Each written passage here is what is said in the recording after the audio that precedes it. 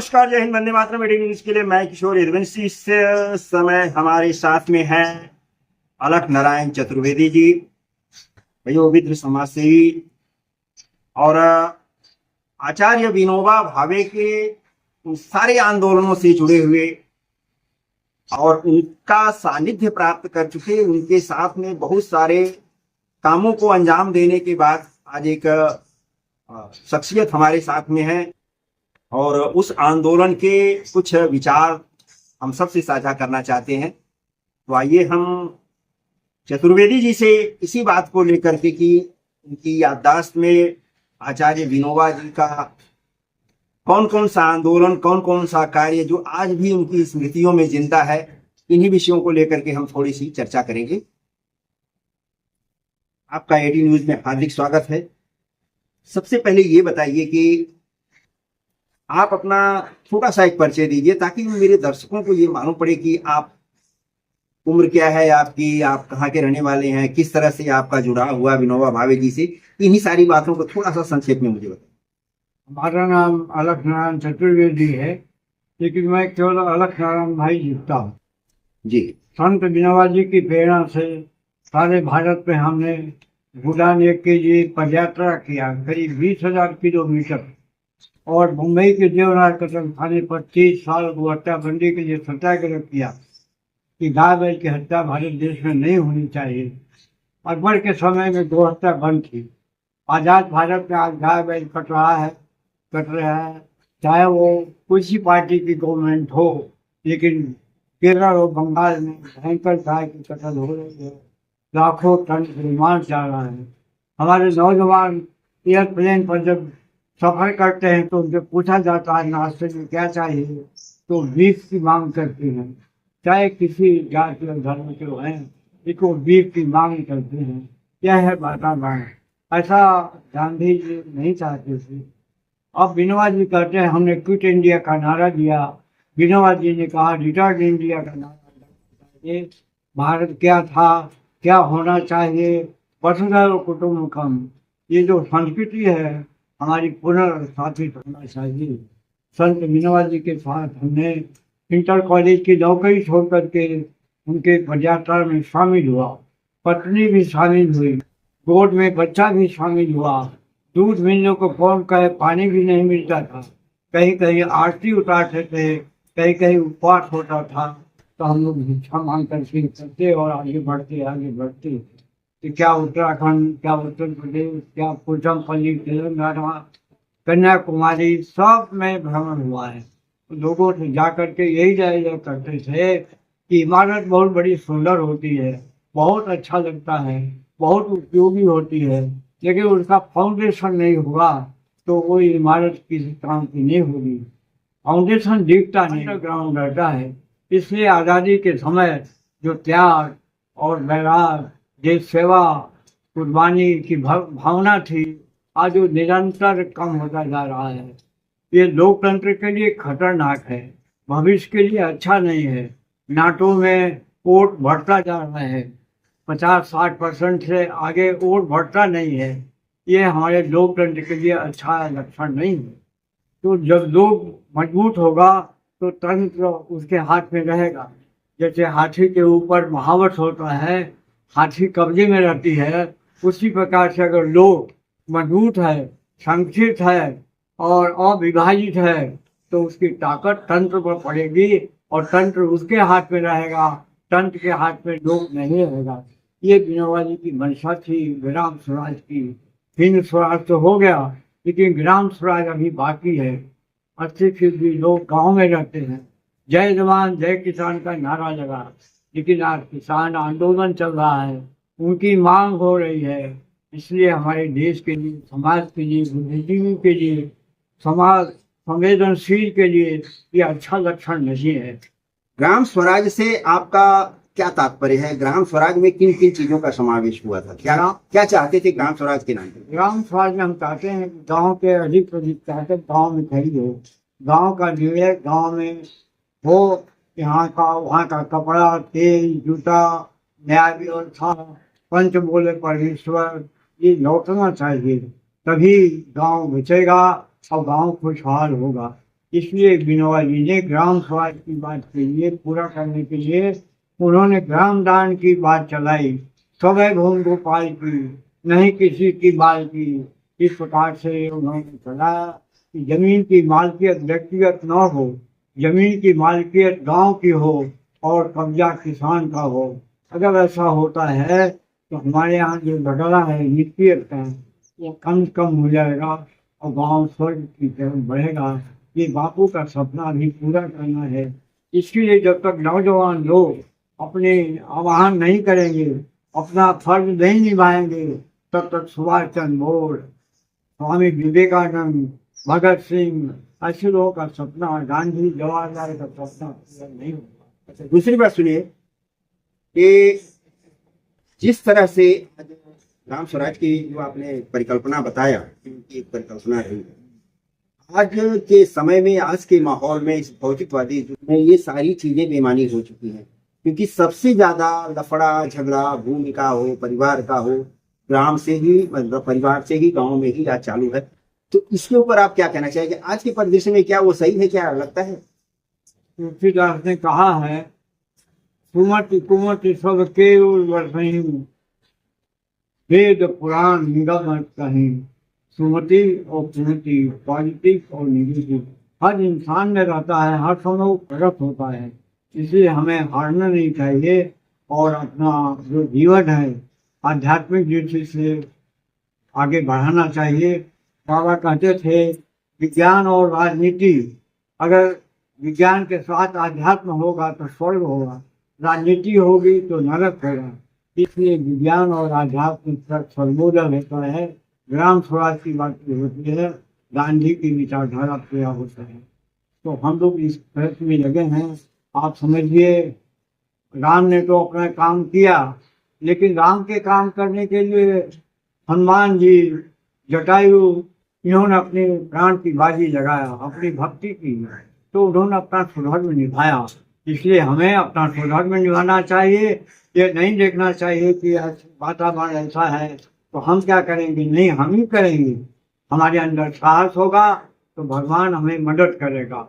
God is always with us while love is in our heart. दूसरी बात सुनिए, अभी अभी जो आपका महाकुंभ चल रहा है, इसमें बहुत सारी भगदड़ में बहुत सारी जाने गई हैं, बहुत सारी व्यवस्था की बातें सामने आ रही हैं। उनमें कुछ लोग जो है प्रशासन को दोषी मान रहे हैं, कुछ लोग बोल रहे हैं राजनीतिक पार्टियों का इसमें जो है इंटरफेयर रहा है, हस्तक्षेप रहा है, षड्यंत्र रहा है, या कुछ भी रहा हो, लोगों की तरह तरह की बातें हैं। इस पर आप क्या कहना चाहते हैं कि इन विषयों को किस तरह से संभाला जाए, या इसमें व्यवस्था में किस तरह का सुधार होना चाहिए? डिजाइन का एक 22 आया भारत में, और मदन मोहन मालवीय से पूछा, कितनी भीड़ होती है, इसकी व्यवस्था कैसे होती है? मदन मोहन मालवीय ने कहा कि जो पैसे का पतरा होता है उसका भोट होता है, लोग देखते हैं, करोड़ों की संख्या में चले आते हैं। तो ये जो घटना घटी है, ये पहली बार नहीं है, कई बार ऐसा घटना घटी है। उनका व्यवसाय इतनी बढ़ जाती है कि बैरिकेडिंग या पुलिस की व्यवस्था वो नाकाफी होती है। ये स्वाभाविक है इस तरह की घटना होना, लेकिन फिर भी आज योगी सरकार ने काफी दुरुस्त किया है और आगे वो करेंगे। हमारे सिविक सेंस भी बढ़ना चाहिए। सिविक सेंस अगर नहीं बढ़ेगा तो केवल सरकार के भरोसे, सरकारी तंत्र की व्यवस्था के भरोसे हम नहीं रह सकते। इसलिए हमारा सिविक सेंस क्रिएट होना चाहिए, उसमें सात्विकता हो और रियलाइजेशन हो, संवेदनशीलता हो, नैतिकता हो, भाईचारा हो, और ये रहा है। इसलिए हमको डिजिटल इंडिया की तरफ बढ़ना चाहिए। अपना जो भारत का संस्कृति है, भारत की, उस तरफ आना चाहिए, तो भारत दुनिया का जगत गुरु बनेगा। अरे किसी कारणवश राजनीतिक प्रतिद्वंदता कहें या वैमनस्यता कहें या कुछ भी कहें, लोग मोदी और योगी को टारगेट करके उनकी विफलता को गिना रहे हैं, उन्हें निशाने पर ले रहे हैं। इस पर आप क्या कहें? नहीं, ऐसा नहीं है। ये जो भीड़ हुई है, भीड़ के कारण ये घटना घटी है। वो सरकार किसी पार्टी की होती और रही है तब भी हुआ है। इसलिए कुंभ मेला का जो दबाव पड़ा है वो जनता की अभ्युदय के कारण ऐसा हुआ है। इन लोगों ने काफी मदद की है, व्यवस्था किया है, इसमें कोई शक नहीं है। विनोबा भावे जी ने बहुत सारी ऐसी चीजें की हैं जिसमें आप बता रहे थे कि चंबल के डाकुओं को उन्होंने समर्पण करने के लिए प्रेरित किया था। वो किस तरह से हुआ था, कैसे सफल हुए थे? तो समर्पण की जो बात हाँ, थी हाँ। विनोबा जी के साथ में, जो कुछ चंबल के बीहड़ की जो वहाँ की जो हाँ, डकैत संस्कृति थी, हाँ। उसका जो उनके ऊपर किस तरह से प्रभाव पड़ा कि उन्होंने उनको प्रेरित किया कि आप समर्पण करिए, एक आम जिंदगी जीजिए, है? तो कैसे ये सफल हुआ? एक जनरल जगन्नाथ सिंह थे, वो विनोबा जी से मिले और कहे उनके डाकू आत्मसमर्पण करना चाहते हैं। तो बड़ी खुशी हुई। बाबा ठीक है, प्रोग्राम बनाइए। एक बहुत बड़ी बात है दुनिया के अंदर कि भगवान बुद्ध के समय में एक डाकू ने आत्मसमर्पण किया था, अंगुली मार, लेकिन सैकड़ों खूंखार डाकुओं ने आत्मसमर्पण किया। ये इतिहास की बहुत बड़ी बात है।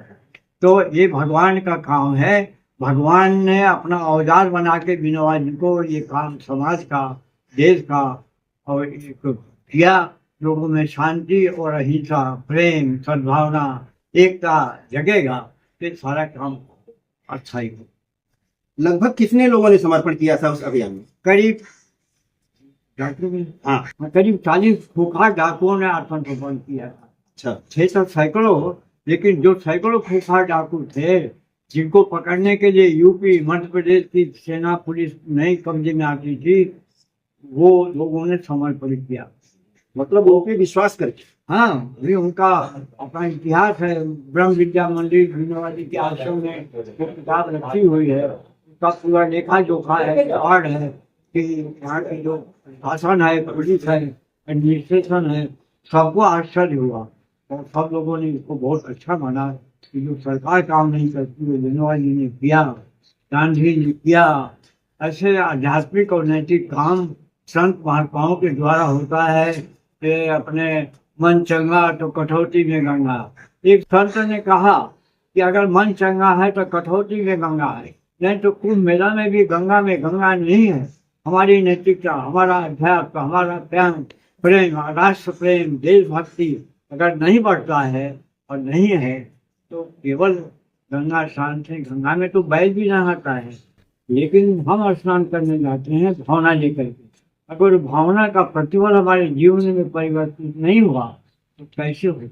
इसलिए मन चंगा तो कटौती में गंगा की कहावत हमारे भारत देश में मशहूर है। दूसरी बात ये कि ये जो भूदान का जो अभियान कहाँ से और कब शुरू हुआ था? ये भूदान का अभियान आंध्र प्रदेश में पोचमपल्ली है, तेलंगाना। वहाँ पर बहुत मारकाट हुई थी। ये कम्युनिस्ट पार्टी और नक्सलवादियों ने बड़े बड़े जमींदारों का कत्ल करके खत्म कर दिया था और सारे जमींदार अपना घर और जमीन छोड़कर हैदराबाद चले गए थे। तो जवाहरलाल ने विनोबा जी को बुलाया कि आप आइए, हमारी पुलिस सेना बेकार है, आप आके शांति में मदद करिए। तो संत विनोबा जी जो महाराष्ट्र के हैं, पैदल कर घूमते हुए वहाँ गए और उन्होंने सभा की और सबको इकट्ठा किया।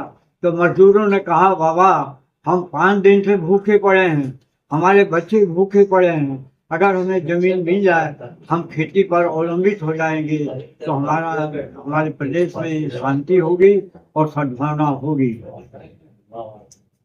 दूसरा, आप कुछ बिहार से भी बोल रहे थे इसी तरह का एक। मैं बिहार में जब वहाँ था तो वहाँ के जो दरभंगा नरेश हैं उन्होंने 1500 एकड़ जमीन दान में दिया। काशी नरेश ने दिया, बड़े बड़े लोगों ने दिया, लेकिन जिनके पास 50 बीघा है, 30 बीघा है, 10 बीघा है, उन्होंने भी अपना दान दिया और एक नारा लगा, बीघा में इकट्ठा दान दो इकट्ठा। तो सारे लोग उसमें शामिल हुए और दुनिया के लोगों ने देखा कि किस तरह से दान की धारा, करुणा की, प्रेम की, विश्वास की धारा, भाईचारे की धारा प्रवाहित हो रही है। स्त्री ब्रह्मचर्य के बारे में कुछ आपने बताया था कि किस तरह से इसकी परिकल्पना उनकी क्या थी, उनका सोच क्या था स्त्री ब्रह्मचर्य के बारे में? विनोबा जी ब्रह्म विद्या मंदिर की स्थापना किए हैं। उनका कहना है, अहम ब्रह्मास्मि, हम जनेऊ धारण करते हैं, कर्मकांड करते हैं, इससे मात्र से ब्राह्मण नहीं हो सकते। अगर ब्रह्म का समावेश नहीं है, ब्रह्म पर विश्वास नहीं है, ब्रह्म जीवन प्रकट नहीं है तो हम ऐसा नहीं हो सकते। इसलिए संत विनोबा जी ने ये प्रयोग किया कि महिलाएं अगर ब्रह्मचर्य पालन करके हमारे आश्रम में रहें, वो दिखाएं कि ब्रह्मचर्य क्या होता है, तो बहुत क्वालिफाइड बहनें गुजरात, महाराष्ट्र, उत्तर प्रदेश, तमिलनाडु, कर्नाटक की बहनें वहाँ मौजूद हैं, अच्छी क्वालिफाइड हैं और ब्रह्म विद्या की उपासना करती हैं, प्रार्थना करती हैं। नैतिक और आध्यात्मिक जीवन हमारा आए तो हमारा जीवन सफल होगा। बाबा कहते थे आध्यात्म के साथ अगर राजनीति जुड़ेगी तो स्वर्ग होगा, अध्यात्म के साथ अगर विज्ञान जुड़ेगा तो स्वर्ग होगा और राजनीति जुड़ेगी तो सर्वनाश होगा। इसलिए हमें आध्यात्मिक और नैतिक विकास की तरफ हमें जाना होगा। इसलिए नॉन पॉलिटिकल लोग जो तटस्थ हैं, जो प्लेयर नहीं है, एम्पायर की भूमिका में रहना चाहते हैं, जैसे थर्मामीटर है, उसको अपना का बुखार नहीं होता, इसलिए सबका बुखार नापता है। इसलिए हम थर्मामीटर की जगह न्यूट्रल रहकर समाज की सेवा और समाज परिवर्तन सत्य अहिंसा के रास्ते से करते रहना चाहिए। जैसे अच्छा। जटायु ने अपना काम किया, हनुमान ने अपना काम किया, वैसे हमें अपना काम करना चाहिए। हम तो भगवान करेंगे, लेकिन हमारा कोई सुधारण होता है, अगर उसका पालन नहीं करेंगे तो वो काम नहीं बनेगा। आज की महिलाएं या आज की स्त्री जो है पहले की अपेक्षा बहुत ज्यादा पढ़ लिख गई है, मॉडर्न हो गई है, कंप्यूटर है, मोबाइल है, और उस पे आने जाने वाली जो तमाम सामग्रियां हैं जो समाज के लिए अहितकर हैं, बहुत सारी बातें हो रही हैं, उससे एक नई जनरेशन जो है वो बिगड़ रही है। इस पर आप क्या कहते हैं? हमारा जो आदर्श है उस आदर्श की तरफ हमें देखना चाहिए। मीराबाई ने तो शादी किया था, लेकिन उसमें मेरे तो गिरधर गोपाल और दूसरा न कोई। इस तरह से सरोजिनी नायडू, मीरा बहन और कित्तूर चन्नम्मा कर्नाटक की, झांसी की रानी, ऐसे वीरांगनाएं निकली हैं। एक परंपरा की नींव डाला है, एक लैंप पोस्ट है। अगर जीवन बढ़ाना है, चलाना तो इनको देख के चलो। जैसे लैंप पोस्ट होता है, सिग्नल होता है, अगर लाल है तो डेंजर है, हरा है तो ग्रीन सिग्नल होता है, तो लाइन क्लियर है। इसलिए हमारी जो महापुरुष हो गए और सती साध्वियाँ हो गई, मीराबाई हो गई, झांसी की रानी हो गई, ऐसे लोगों को देख करके अपना जीवन चलाना चाहिए। ये नहीं कहना चाहिए वो नहीं करते तो हम क्यों करना, ऐसा नहीं होता। अपना जो नैतिकता है, अध्यात्म है, ब्रह्म विद्या है, गांधी विनोबा की लाइन है, शंकराचार्य की लाइन है, हम रस्किन और नेल्सन मंडेला ऐसे जो जो क्रांतिकारी लोग हैं, इनके रास्ते पर चलने का प्रयत्न करना चाहिए। यह हमारा लैंप पोस्ट है, इसको देख कर आगे बढ़ेंगे तो कोई वजह नहीं कि हमें आदर्श से प्रमाद या निराशा होगी। धन्यवाद। तो देखिए, ये थे वयोवृद्ध समाज सेवी चतुर्वेदी जी, जिनसे हमने आपके लिए छोटी सी मुलाकात की। मेरी ये मुलाकात अगर आपको अच्छी लगे तो इसे लाइक, शेयर और सब्सक्राइब जरूर करिएगा। और अगले किसी और मुलाकात में हम किसी एक नई शख्सियत के साथ आपके सामने फिर हाजिर होंगे। तब तक के लिए नमस्कार, जय हिंद, वंदे मातरम, धन्यवाद।